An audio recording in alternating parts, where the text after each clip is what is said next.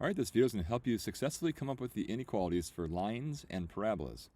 Before you start writing the inequalities for the lines and parabolas, we need to know how they are put together first.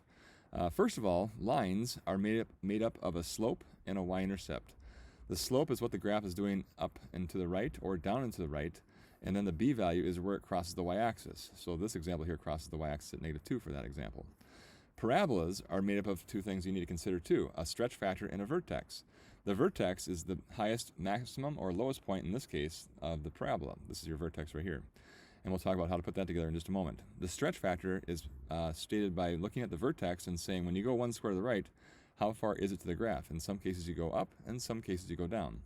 When you go up, the a value is positive. And then before all that, we need to talk about what kind of graph we're looking at. If you're looking at solid graphs, you want to use an inequality that has an equal sign in it. And if you're looking at a dotted graph, you want to use one that has a no equal sign in it. And lastly, you look at the shading side of the graph. If you shade above the graph, you want to start out by saying y greater than. And if it's shaded below, you're going to say y less than. So let's do one at a time. Graph A, that's your line.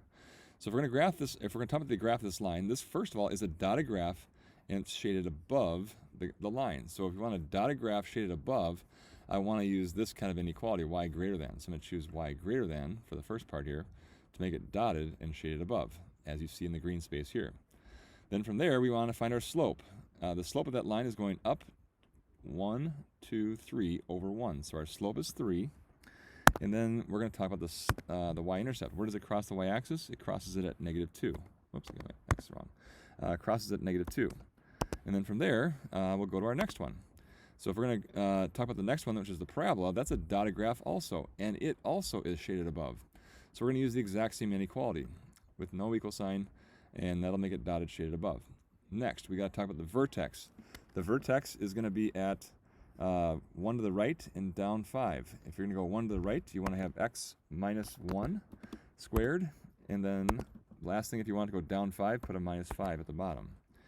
And then before you say you're done, you got to look at the stretch factor. As you go 1 square to the right, you're going up 1 square to get there, so you would put a 1 in there. But again, a 1 is not necessary. And as you can finish this question, hopefully yours also will have green check marks next to it. Hopefully this video helps, and good luck.